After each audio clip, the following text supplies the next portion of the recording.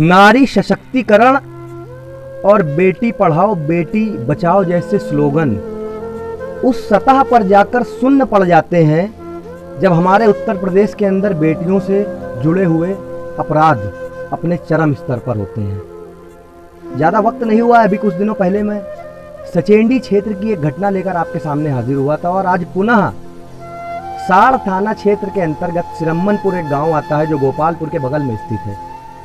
2 दिनों से काफ़ी ज़्यादा एक खबर सुर्खियां बटोरने में लगी हुई है कि एक बच्ची जो 16 साल की थी उसके साथ तकरीबन 4 महीने पहले कुछ निचले स्तर की सोच के लोगों ने कुकृत्य किया, यानी कि बलात्कार किया और उसका एक वीडियो बना लिया। वीडियो वायरल करने की धमकी के आधार पर उसको दबा के रखा और वो बेटी गर्भवती हो गई तो उसको जबरदस्ती पकड़कर कुछ दवाएं खिला दी गई और उन दवाओं का रिएक्शन ये हुआ कि इस समय वो जिंदगी और मौत के बीच में कानपुर के एक अस्पताल में लड़ रही है। आप देख सकते हैं मेरे पीछे कि ये किस तरह का छप्पर पड़ा हुआ मकान है।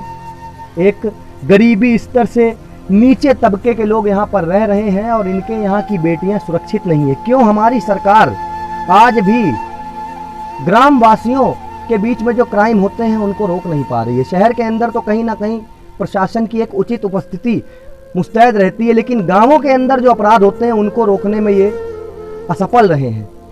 आप अंदाज़ा लगा लीजिए कितनी छोटी छोटी बेटियां यहाँ पर हैं। ये भाई साहब हैं, उस बेटी के चाचा बताए जा रहे हैं। आइए इनसे हम आपकी बात कराते हैं। चचेरे भाई हैं उस बेटी के, इनसे हम आपकी बात कराते हैं। पूरा प्रकरण बताएंगे इस प्रकरण में और इसी ही गाँव में उन अपराधियों के भी मकान मौजूद हैं, उससे भी आपको मैं रूबरू कराऊंगा, उन मकानों से भी आपको दिखाऊंगा। तो आइए इनसे बात करते हैं, क्या पूरा प्रकरण बताते हैं। क्या मामला था पूरा?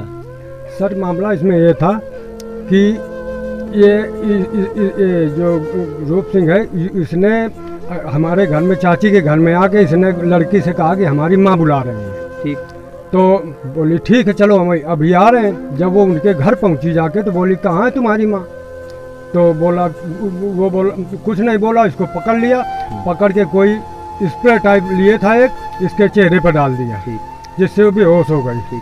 बेहोश होने के बाद उसने उसके साथ दुष्कर्म किया करके, और जब जैसे भी होश में आई वो पानी डाल के जैसे भी आई हो, जब वो होश में आई तो सर उसने उससे कहा कि देखो तुम किसी मामले में हमसे आगे नहीं हो, हमारे 3-3 बसें चल रही हैं, हम लोग पैसे वाले हैं, चौकी जाओगी दरवाजे पे आएंगे तो उनका मुंह तोड़ देंगे, अगर चौकी जाओगी तो वहाँ 1,50,000 फेंक देंगे और फेंक करके तुम्हारा कुछ नहीं कर पाओगी। बस इसी तरह से उसने उसको वो बोला कि हमने तुम्हारा वीडियो बना लिया, ज़्यादा कुछ कहोगी तो हम उसको उसका वीडियो। इस पूरे प्रकरण में कोई दूसरा आरोपी भी जो है शामिल है, उसके बारे में उसका सगा भाई गुलबदन है जी। उसने तालाब में एक बार उसके साथ एक बार दोनों भाइयों ने, सगे भाइयों ने साथ में रेप किया जी। ये पीछे हमारे घर के जो तालाब है, अच्छा। इसमें दोनों ने उसकी मुआवना सब उच्च अधिकारी कर चुके हैं, उसका मुआवना हुआ सब हो चुका है। गुलबदन है और रूप सिंह है। तालाब यहाँ से कितनी दूर है? बस 15 कदम 20 कदम के अंदर है, 25 कदम हो गए जी।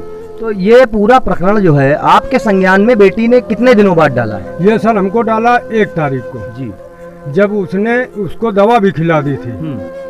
दवा भी खिला दी और खिलाने के बाद जब उसके पेट में दर्द हुआ तो हमारी चाची जो है जी, उसको लोक लाज की वजह से लेके अपने मायके गए जी, कि इज्जत की बात है चलो हम इसको कुछ कर दें।